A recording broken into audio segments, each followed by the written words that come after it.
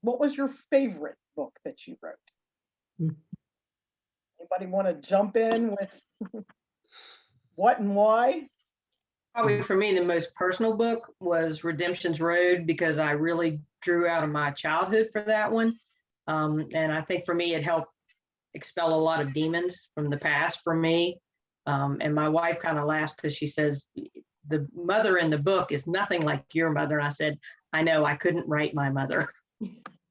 Anybody else want to tell us what your favorite baby was, Paula? Yeah, I'll go. It's actually I think it's the one that's coming out in December, Dear Miss Cushman. Just because I'm just very fond of it. I'm always very fond of my characters, but these characters are particularly special for me. And also because the book was a real stretch for me. I do write historical fiction, but I had never gone that far back in time. It takes place in the 1850s in the theater world of Manhattan, and the main character is a young woman named Georgie who plays breeches roles, which are roles that were written for men but are performed by women.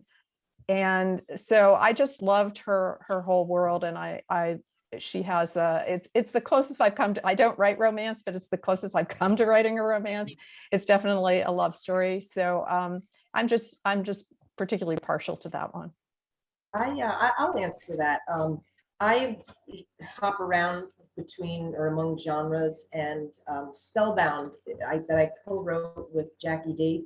I would have to say that it's one of my favorites, or my favorite, because not only was it a learning experience co-writing with somebody, but it was a brand new genre. It's urban fantasy romance.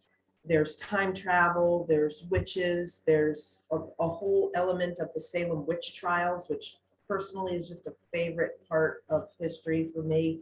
And two of the characters had accents. I had to figure out how to speak or how to write like a Puritan woman, and then also how to write like the enslaved character that was her love interest, who was from I believe it was Barbados. So there was just so much going on in that story. And then there was we wrote it during the Trump administration.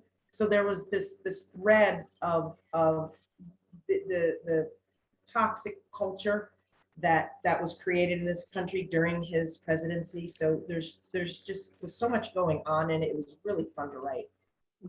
Michelle, you wanted to answer? Yeah, I think right now I'm really in love with the 6 Feet that I just wrote. I'm a foster parent also, and adopted 2 kids, and I thought about what it would be like during the pandemic to have newer foster kids, and going through the process of adoption in courts, and trying to navigate all that with kids that are new to you. You know, 2 of the characters really have the personality of my kids, and I actually read a scene to my daughter who's 7, and I didn't tell her that it was her, and she could just tell from the mannerisms and the attitude that the girl was giving. She said, "This is me, isn't it?"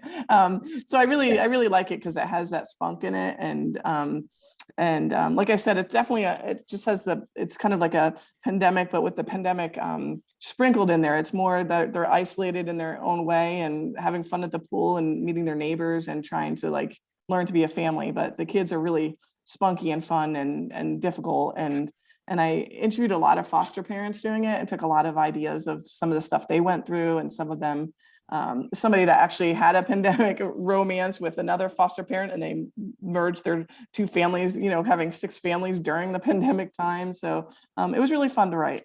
So thank you. Did you have an answer, Rag? Because if not, you're getting the next question.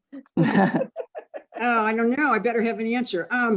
Actually, I had 2. I really like the Midnight Hunter series, which I've written as L.L. Rand and not as Radcliffe, because I started writing it after I'd written a fair number of romances, and it was kind of a change of pace for me and a little bit of a challenge. And I wrote it because it was really a lot of fun. I wanted to write a series that was different, where I could write a lot of sex and explore a lot of different kinds of power and sexual expression. And it was a sort of a perfect vehicle using a paranormal genre to do that.